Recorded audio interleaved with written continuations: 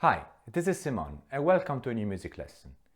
In the last episode, we talked about the rhythm of the music and we learned how to indicate it using music notation.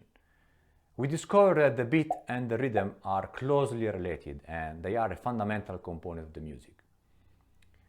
In the past lessons, we learned how to recognize both the beat and the time signature of easy pieces of music. Make sure you are familiar with the concepts explained in the previous lessons before you continue. After the last lesson, we are finally able to write valid music scores and understand what the various symbols mean. Let's recap the minimum elements that we need. The first thing that we need is the treble clef, and we know that this symbol tells us how to read the pitch of the notes. The second thing that we need is the time signature, which gives us the full information about the rhythm of the music. After that, we can finally write some notes, indicating both the pitch and the duration of each one of them. We organize the notes in groups, called bars, depending on the time signature of the piece. When the music is finished, we use a special symbol at the end, like this.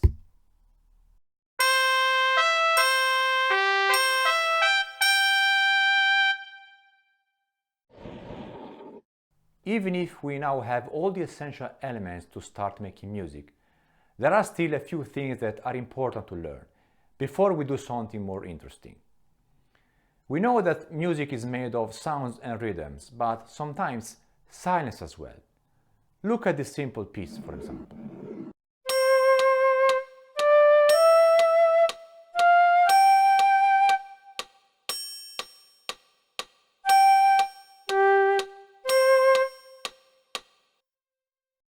We can see that the time signature is 4/4, and we know how to read pitch and duration of all the notes. Also, because we know how to count the beat and, well, because of this, we can easily guess how long the silence is. The sum of all the values in each bar, including the silence, must be 4/4, so the values of the silence must be these ones. In music, we don't use the term silence, but we rather call all of these rests. Just imagine our flute player. They need some time to catch their breath. Now, how can we indicate the rests in music? Well, rests don't have a pitch, so we just need to represent the duration. We know that these are the duration for the notes. Now we can just come up with symbols to indicate that the duration of a rest is 1, 2, 3, or 4/4. Observe that a 3/4 rest is like a 2/4 rest plus a dot. This is exactly the same thing that we did for the notes. A 3/4 note is like a 2/4 note plus a dot. While a 1/4 rest looks pretty different from the other rests, don't confuse a 2/4 rest with a 4/4 rest. Look closely at their respective symbols. Now that we know how to write the rests, the music looks like this. Try to familiarize with the new symbols by doing this quick exercise.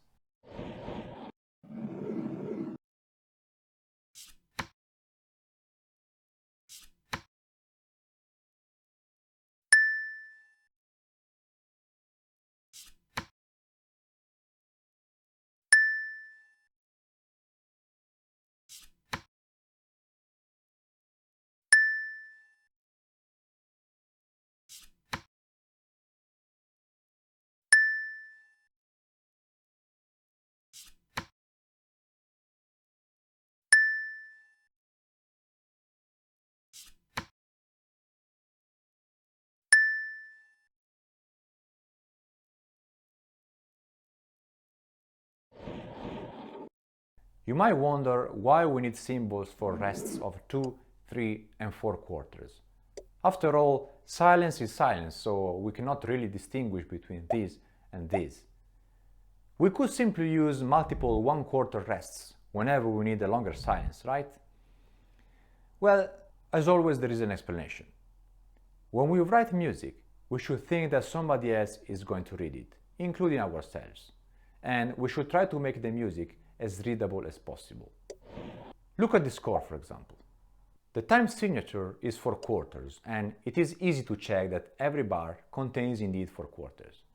But using only 1/4 rests is not the best choice. To improve readability, it is better to use the other values. Look at bar 1. The first note is a 2/4 C, and we know that the sum of all the rests must be 2/4 as well.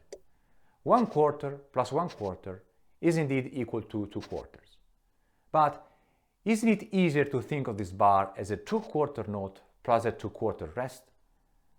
The note and the rest have the same value, so this seems more logical and easier to read.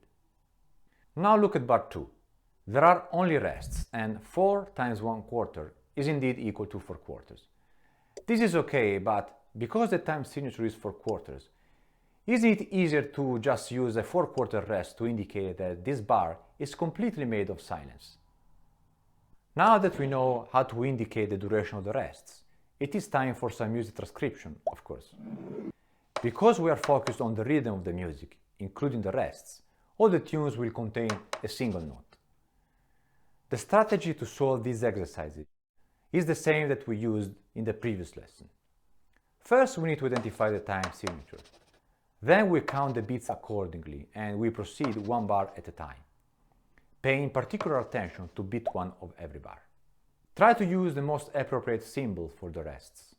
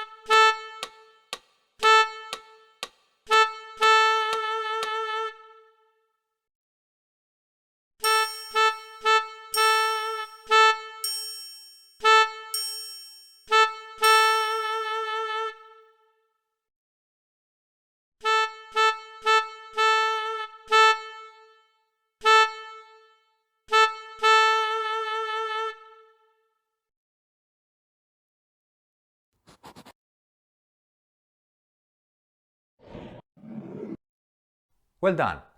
In the second part of the lesson, you will learn how to extend the duration of the notes. You know that this value indicates the maximum duration, 4 quarters, but what if we want this note to be 5 quarters long? There is no such symbol.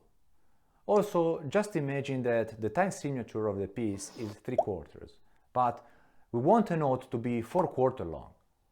We cannot have in a bar a note that is longer than the time signature, right? Thankfully, there is a solution. We can connect 2 or more notes of identical pitch with a little arch to indicate that these notes are actually a single note and its duration is the sum of all the durations. This basically extends the duration of the first note with the duration of all the notes that follow. So this is a single G of duration 5 quarters, while this is a single E of duration 7 quarters. Again, why do we need all these symbols if we could just use 1 quarter notes and tie them together as needed? Well, you already know the answer. Look.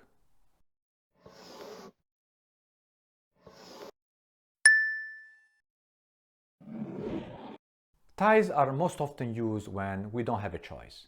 Look at this piece, for example. In the first bar, we want that E to be 2 quarters long, but there is only 1 quarter left in the bar. We need to split that E into a 1 quarter note plus a 1 quarter note, like this, and we need a tie to do that. Now look at the last G. To obtain an 8 quarter note, we need to tie together 2 4 quarter notes. Try to write these pieces using the most appropriate choice of rests, ties, and duration for the notes. This is an example. We know that the time signature is 4 quarters. The first note is the 2 quarter C followed by a 1 quarter rest. After that, there is a 3 quarter E, but there is only 1 quarter left in the bar. We need to split that E into a 1 quarter note and a 2 quarter note and use a tie like this. After that, there are 2 1 quarter notes and there are exactly 2 quarters left to complete the bar. In this case, it is better to use a 2 quarter rest directly. Now look at bar 3. There is a 2 quarter G followed by a 1 quarter G and a 2 quarter F. We need to split that F into 1 plus 1. Then we need to do the same thing for that D. In bar 5, that 3 quarter C is already good to complete the bar, so there is nothing to do there. After that, there are 6 1 quarter rests.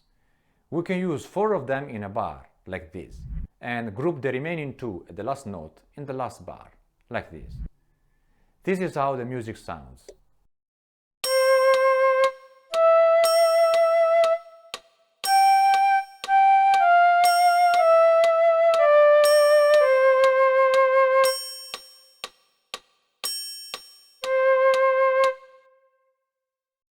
And now it's your turn. Rearrange the music in the most logical way and copy it to your manuscript paper.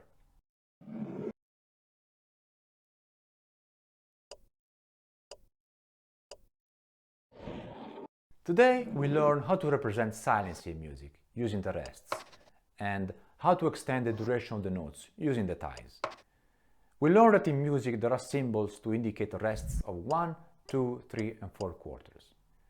In this lesson, we learned that we can use ties connecting 2 or more notes to extend the duration of the first note with the values of the notes that follow.